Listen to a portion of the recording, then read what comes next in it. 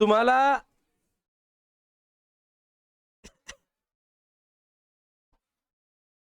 Page number 134 ला या.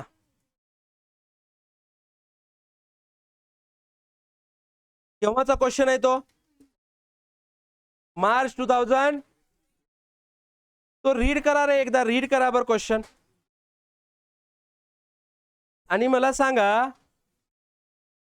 अशा टाईपचा क्वेश्चन आपण सॉल्व केलेला आहे का?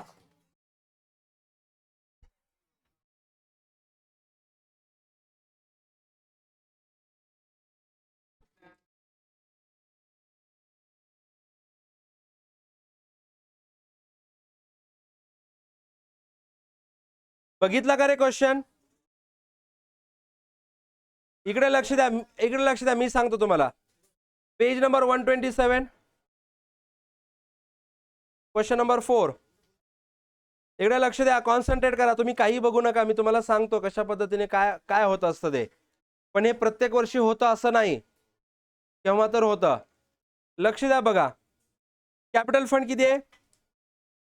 लवकर. एक्सपेन्सेस ड्यू लवकर. Read. Furniture, books, investment securities, cash in and cash at bank. आणि हा question number 9, sorry, page number 134. आणि हा क्वेश्चन नंबर 11. तिकडे किती होता रे? 6,90,000 होता. इथे 3,45,000. एक्सपेन्स ड्यू किती होते? 7,000. इथे किती? फर्निचर किती होता? म्हणजे त्याचे जो पाठीमागचा क्वेश्चन होता त्याचे हाफ आहे, बरोबर? यस. आता बघा डबल या पुढे.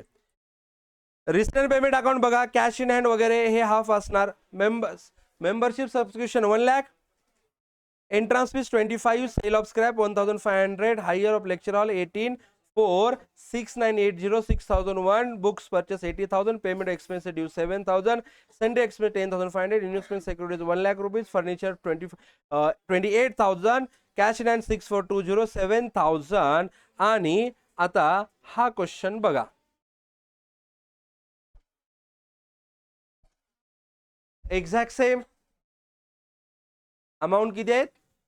हा, म्हणजे आपण जेवढे बोर्डचे क्वेश्चन सॉल्व करतोय त्याच्यातला एक्झॅक्ट सेम क्वेश्चन येऊ शकतो. एक्झॅक्ट सेम म्हणजे no changes, same to same, copy paste, बात खतम.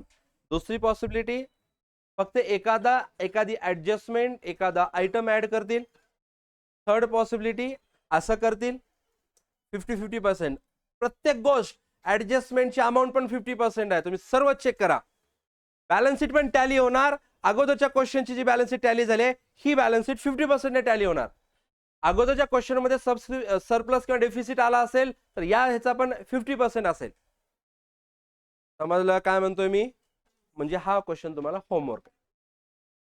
पॉसिबिलिटी नंतर डबल येऊ शकतं. सेम क्वेश्चन, फक्त अमाऊंट काय रे? डबल होते. इथे हाफ आहे, पुढची पॉसिबिलिटी असू शकते डबल. समजलं? बोर्डामध्ये आलेले क्वेश्चन्स आहेत. हा क्वेश्चन केव्हा आला होता बोर्ड एक्झामला? मार्च 2000. आणि तो केव्हा आलेला आहे? 2015. म्हणजे ओल्ड सिलेबस.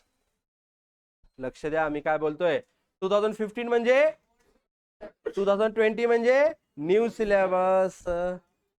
म्हणजे न्यू सिलेबस मध्ये ओल्ड सिलेबसचे क्वेश्चन कॉपी पेस्ट आहेत. म्हणजे आपण जे घेतोय त्याच्यातला एखादा क्वेश्चन जशाच तसा येऊ शकतो, बरोबर?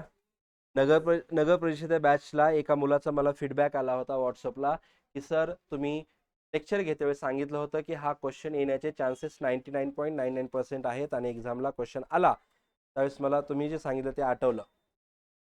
पण तुम्हाला पण सांगतो, मी जे सांगतोय ते तुम्हाला बोर्ड एक्झाम मध्ये एक क्वेश्चन सॉल्व्ह करत करत आठवेल आणि छोटीशी स्माइल पण येईल. अरे बरं झालं सरांनी सांगितलं, आलं वा, 8 मार्क्स 12 मार्क माझे. समजलं का? ही दुसरी. आता आणखीन एक कॅटेगरी आहे. ओ शट यार, सरांनी सांगितलं होतं ऐकलंच नाही.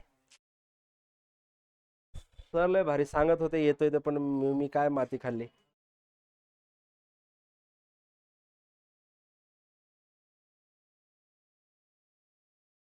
श्री, सोहम, ध्रुव दवे, विनायक, विश्वजीत, विवेक, ओम, राज, योगीराज, निलेश, याद रखो गर्ल्स न्यू ऍडमिशन मॅडम, जे आपण इथे सॉल्व करतोय ते परफेक्ट करा.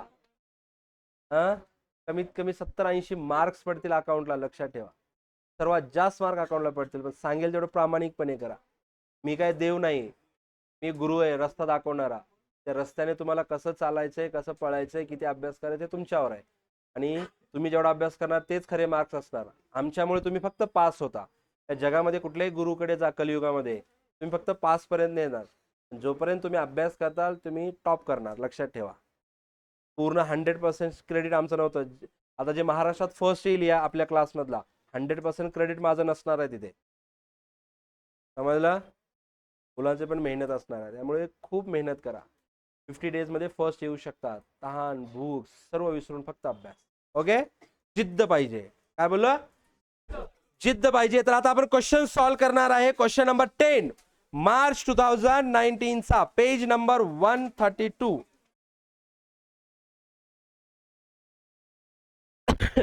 रीड करा. तुम्हाला काय वाटतं, हा क्वेश्चन मी सॉल्व करून द्यायला पाहिजे का?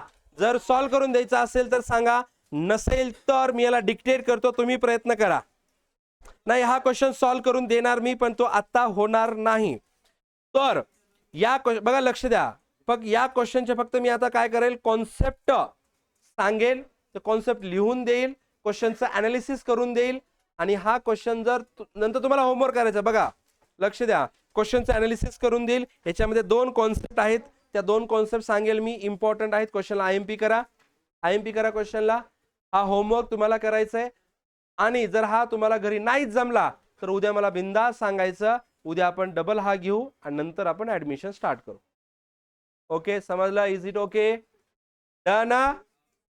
आता 100% फोकस. चला, given below is the balance sheet as on 1st April 2015 and received payment account for the year ending 31st March 2016. काय रे, डिसेंट स्पोर्ट्स क्लब कोणत्या कॅटेगरीचा आहे हा? Sports club. From the given information prepare income expenditure account for the year ending 31st March 2016 and balance sheet as on that date. एक liability and assets. Liability capital fund कुठे record करायचा? Building fund. Subscription received in advance, last इयरला advance आहे म्हणजे related to.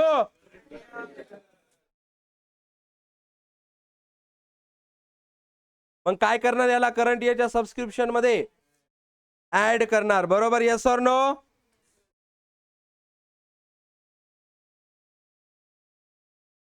Playground काय रे मित्रांनो? Asset. Furniture asset. Stock of sports material, highlighter पाहिजे तुमच्याकडे. Stock of sports material stock दिलाय तुम्हाला. कोणत्या डेटचा स्टॉक आहे तो? 1 एप्रिल. म्हणजे याला कोणता स्टॉक बोलणार मित्रांनो? ओपनिंग. बिल्डिंग फंड इन्व्हेस्टमेंट म्हणजे ही काय झाली? कॅश ॲट बँक रेकॉर्ड करणार का? Outstanding subscription given in opening balance sheet म्हणजे रिलेटेड टू. बोल मित्रा. व्हेरी गुड, सांगितलं होतं. Outstanding given in balance sheet related to last year. Outstanding given in adjustment related to current year. Prepaid or received in advance given in opening balance sheet related to current year. Prepaid received in advance given in adjustment related to next year. पुढे चला बघा, हे record करणार का आपण? नाही. Subscription record करणार? Yes. Subscription record करणार का नाही? Yes or no?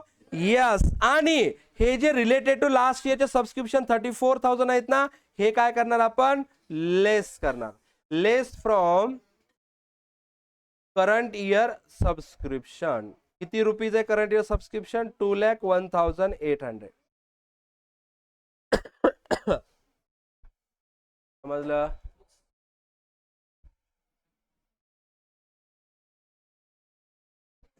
केलं तू 14,47,100. 14,44,000 14,47,100.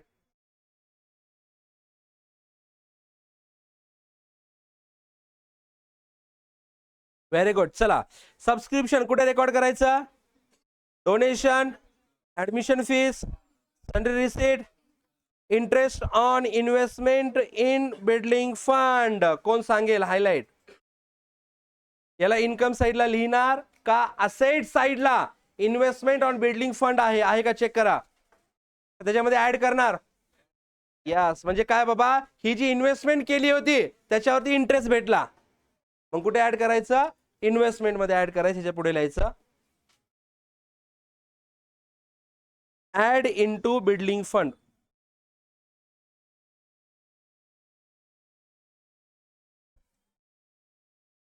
बिल्डिंग फंड कुठे? Building fund liability side. Liability साइडला बिल्डिंग फंड मध्ये ऍड करायचा. ओके झालं. लायबिलिटी साइडला बिल्डिंग फंड मध्ये काय करायचा? तुम्हाला एक कॉन्सेप्ट समजली का? नाही समजली, मला माहित आहे. हा, इकडे लक्ष द्या. बऱ्याच जणांना समजले नसेल, कॉन्सन्ट्रेट करा. सर्वांनी लक्ष द्या इकडे. काय म्हणतोय? लक्ष द्या, कॉन्सन्ट्रेट करा. बघा, बिल्डिंग फंड किती होता आपल्याकडे? मग आपण त्याचीच इन्व्हेस्टमेंट केली, बरोबर. बिल्डिंग फंड म्हणून आला आपल्याकडे 5 लाख, पण आपण बिल्डिंग कन्स्ट्रक्शन केलेली. मग पैसा असाच बँकेमध्ये पडून राहण्यापेक्षा त्याची काय केली? इन्व्हेस्ट. त्यावेळेस बिल्डिंग फंड आला, त्यावेळेस लायबिलिटी 5 लाख, आणि तेच इन्व्हेस्टमेंट केली तर तीच काय झाली? असेट. Yes or no? म्हणजे काय केले असेल इन्व्हेस्टमेंट? आपल्याला समजण्यासाठी एफडी पकडू, फिक्स डिपॉझिट. समजतं? मग फिक्स डिपॉझिटवर काय भेटेल आपल्याला? मग तो भेटलेला इंटरेस्ट हा बिल्डिंग फंड इन्व्हेस्ट केल्यामुळे भेटला, म्हणून ते लायबिलिटी साइडला बिल्डिंग फंड मध्ये ऍड करायचं. का ऍड करायचा? अरे, जी बिल्डिंग फंड भेटली होती तो पैसा आपला होता का? ऑर्गनायझेशनचा आहे का? डोनरचा आहे. ज्याने डोनेशन दिलं त्याचा आहे. समजलं का? जोपर्यंत बिल्डिंग बांधत नाही तोपर्यंत ती लायबिलिटी. मग तो पैसा जर कुठे गुंतवला, त्याच्यावरती आलेला इन्कम ते पण बिल्डिंग फंड, म्हणजे त्याच ओनरची, त्याचीच पकडली जाणार, ज्याने डोनेशन दिले त्याला. Yes or no? म्हणजे डोनेशन जे आहे ना भेटलेलं, इन्व्हेस्टमेंट केली त्याच्यावरचा इन्कम जो आहे ना, तो लायबिलिटी शो होणार. बिझनेसचा मेन इन्कम सोर्स आहे का तो? या बिझनेस म्हणतोय, ऑर्गनायझेशनचा मेन इन्कम सोर्स आहे का? ऑर्गनायझेशन पैसा असा कमवते का? एफडी करू करू करू इन्व्हेस्टमेंट करून इंटरेस्ट कमवते का? ऑर्गनायझेशनला मेन सोर्स ऑफ इन्कम काय? Subscription, entrance fees, admission fees, donation. पण इंटरेस्ट हा मेन आहे का? म्हणून लायबिलिटी साइडला बिल्डिंग फंड मध्ये ऍड करायचा. तुम्हाला एक आठवण करून देतो, फायनल अकाउंट मध्ये आपण एक आठवत असेल PF, provident fund. PF contribution कुठे रेकॉर्ड करायचो? Profit and loss account debit side. Only profit fund balance sheet liability side.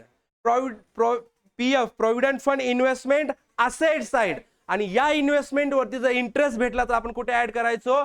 Liability साइडला प्रोव्हिडंट फंड मध्ये ऍड करायचो. का? कारण की हा पीएफ बिझनेसचा नाही, हा पीएफ कोणाचा होता? एम्प्लॉईजचा होता. आणि एम्प्लॉईजचा पैसा बिझनेसने इन्व्हेस्ट केलता, त्याच्यावरती आलेली इन्कम पण कोणाची पकडली जाणार? एम्प्लॉईजची. त्याच पद्धतीने ज्याने डोनेशन दिलं बिल्डिंग फंड, तो डोनेशन आपण एका ठिकाणी इन्व्हेस्ट केला, त्यापासून भेटलेला इन्कम पण काय असणार? बिल्डिंग फंड या डोनेशनचा पकडला जाणार. म्हणून त्या बिल्डिंग फंड या नावाच्या डोनेशन मध्ये आपण काय करणार? ऍड करणार. आत्ता समजलं असेल. याच्या अगोदर फक्त समजलं इकडे ऍड करायचं, बात खतम. पण काय ऍड करायचं आत्ता समजलं असेल. आणखीन डाऊट असेल तर विचारू शकता. मी फक्त ओरली सांगितलं, मी तुम्हाला इथे पिक्चर प्रॉपर डाऊन म्हणजे ड्रॉ करून सांगतो. कोण आहे का असं ज्याला समजलं नाही?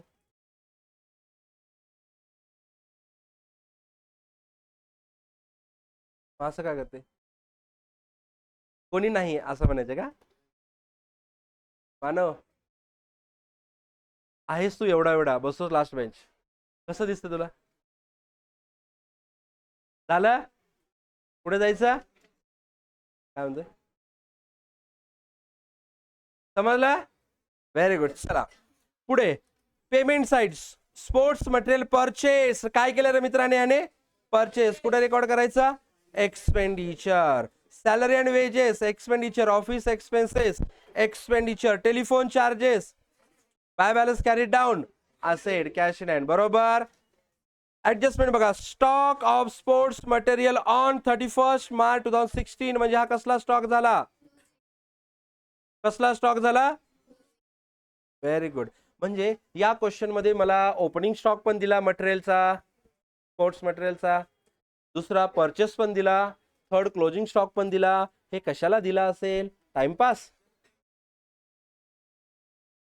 काय कॅल्क्युलेट करायचं असेल? या क्वेश्चनची ही तर कॉन्सेप्ट आहे, कन्झम्पशन. काय कॅल्क्युलेट करायचं यांना? कन्झम्पशन. मग कन्झम्पशन, हे लक्ष द्या रे, कन्झम्पशन कसं कॅल्क्युलेट होत असतं इकडे लक्ष द्या. लिहू नका, कोणीही काही लिहिणार नाही, कोणीही काही लिहिणार नाही. 100% कॉन्सन्ट्रेट करा. स्पोर्ट्स मटेरियल कन्झ्युम किंवा कन्झम्पशन. मग कन्झम्पशनचा फॉर्मॅट तुम्हाला सांगितला होता. काय फॉर्मॅट होता? ओपनिंग ऍड काय करायचं? परचेसेस टोटल करून लेस काय करायचा? क्लोजिंग. हा कन्झम्पशनचा फॉर्मॅट आहे. ओके. मग या ठिकाणी opening stock of sports material, opening stock of stationery, opening stock of postal stamp, opening stock of काय असू शकतं आणखीन? स्टेशनरी झालं ना. ओपनिंग स्टॉक ऑफ मेडिसिन हे असू शकतं. हा फॉर्मॅट लक्षात ठेवा. ओके. ओपनिंग स्टॉक ऑफ, इथे काय रे कलर पेनने लिहितो, जे की चेंज फक्त एवढा असू शकतो, पण हे फॉर्मॅट फिक्स असणार आहे. ओपनिंग स्टॉक ऑफ या क्वेश्चन मध्ये काय रे मित्रांनो? हा कुठे भेटेल मला? ओपनिंग बॅलन्स शीट मध्ये बघ, किती आहे बघ, 44,000. परचेसेस हे कुठे मिळेल? कुठे मिळेल हे मला? रिसिडेंट पेमेंट अकाउंट, पेमेंट साइडला चेक कर. चल किती आहे रे? 52,000. टोटल किती झाली याची? 90. म्हणजे मी पूर्ण इयर मध्ये, इकडे लक्ष द्या, at the end of the year माझ्याकडे 96,000 चे स्पोर्ट्स मटेरियल होते. ओके, बरोबर आहे का? पण याच्यातनं माझ्याकडे closing stock of sports material उरलेला आहे.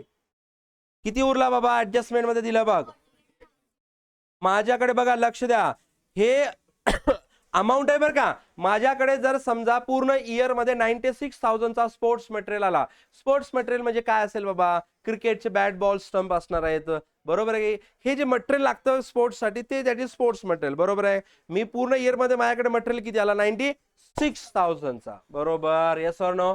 मग पूर्ण इयर मध्ये मटेरियल यूज केला. ओके. काही खराब झाला, काही तुटला, काही फुटला, काही जणांनी ढापला, बरोबर आहे ना. असू शकतात. जे स्पोर्ट्सला क्लबमध्ये येतील ना क्रिकेट खेळण्यासाठी, ते ढापतील, काहीतरी करतील, बरोबर आहे का. याच्यामुळे सर्व गोष्टी हे करून at the end of the year ज्यावेळेस अकाउंटिंग केली, त्यावेळेस समजलं की माझ्याकडे स्पोर्ट्स ऑफ मटेरियल फक्त 48,000 चा उरला.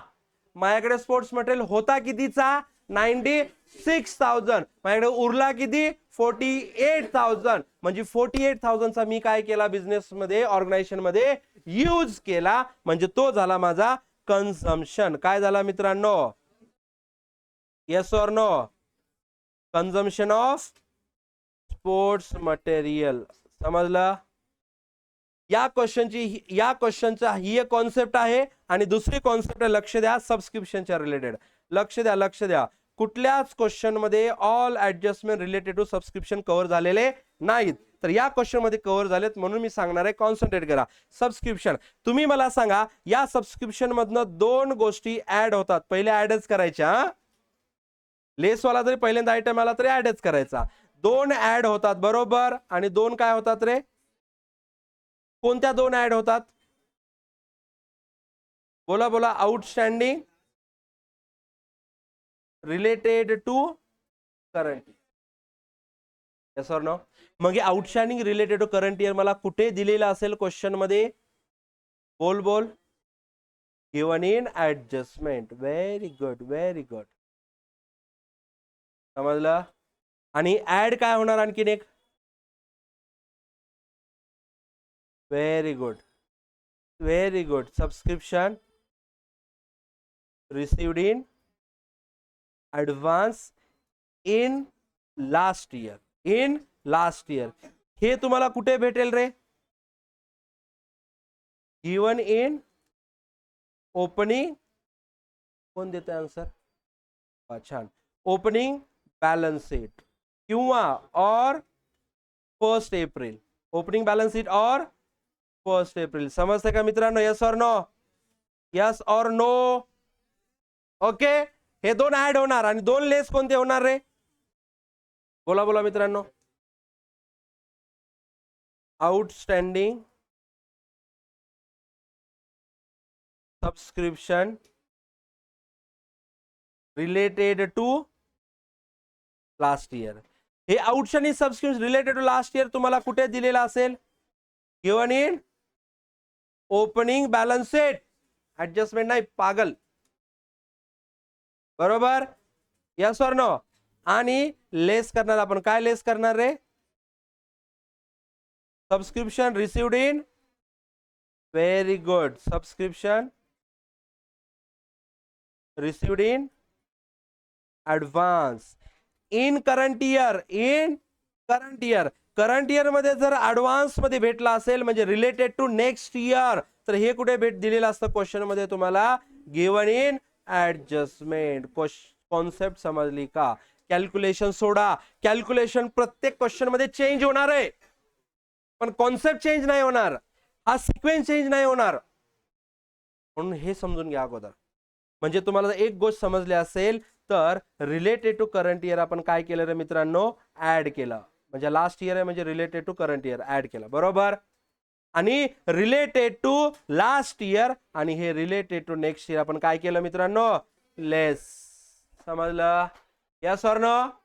यस. तर ही सबस्क्रिप्शन जी आहे कुठे असते? Given in resident payment account.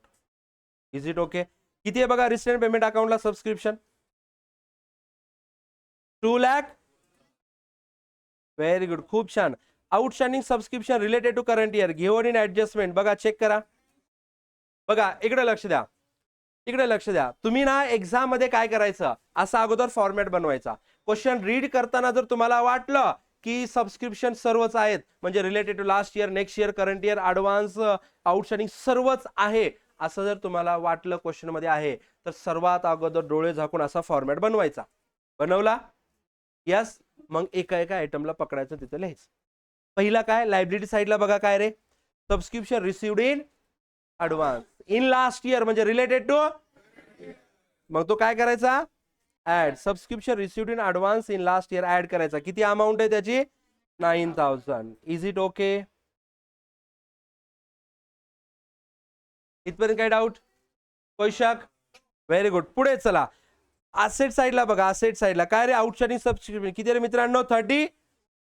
किती आहे? 34,000. पण ऍडजस्टमेंट मध्ये बघा काय म्हटलंय? Outstanding subscription received during the year include 34,000 for previous year. म्हणजे लास्ट इयरचं आउटस्टँडिंग आहे, करंट इयर मध्ये ऍड आहे. मग काय करणार त्याला आपण? लेस. बघा outstanding subscription related to last year amount rupees किती रे मित्रांनो? 34,000. त्याच्यानंतर अँड 10,000 फॉर 10,000 फॉर 10,000 फॉर म्हणजे हे रिसिव्ड इन ऍडव्हान्स असू शकेल का? यस. यस और नो? समजतं मी काय म्हणतोय ते?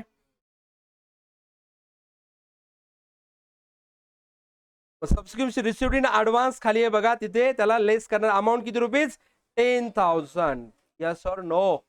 हे नेक्स्ट इयरचं म्हटलंय त्याने. म्हणजे हे काय झालं मित्रांनो? Received in advance. टाइम देतो लिहिण्यासाठी, टाइम देतो. Received in advance. समजून घ्या. समजलं का? आणि इथे काय म्हणले? To be received. लक्ष द्या. टू बी इथे रिसिव्ड म्हणलं का रे? टू बी रिसिव्ड म्हणजे हे रिसिवेबल आहे. काय रे मित्रांनो? रिसिवेबल म्हणजेच आउटस्टँडिंग. Is it okay? आणि हा आउटस्टँडिंग फॉर आणि करंट इयरचं आउटस्टँडिंग जर असेल तर त्याला काय करायचं? ऍड. म्हणजे 29,000 ला तू काय करशील मित्रा? ऍड करशील. इथपर्यंत काय डाऊट? यस और नो? यस. मग या दोघांची जर टोटल केली, ऍड केलं 29,000 ला, तर तिथे टोटल येते मित्रांनो 2,39,800. बरोबर? यस और नो? आणि याच्यातनं मायनस केले हे दोन आयटम जर म्हणजे related to last year and next year minus केले तर तुमचा आन्सर येतो 1,00,000 95,800. क्वेश्चन मला याच्यातनं तुम्हाला काय सांगायचंय, कन्झम्पशनची कॉन्सेप्ट आणि दुसरी all adjustment related to subscription, आणि याच्यामध्ये ऍड करायचं only related to current year आणि लेस करायचं related to last year and next year. समजलं? Yes or no? क्विक लिहून घ्यायचं आहे हे. तुम्ही हे बघा, हे अगोदर झालं का तुमचं सर्व? डन. हे लिहून घ्या क्विक. सर्वांना फक्त 5 मिनिट दिले जातील, 5. क्विक, टाइमपास करायचं नाही.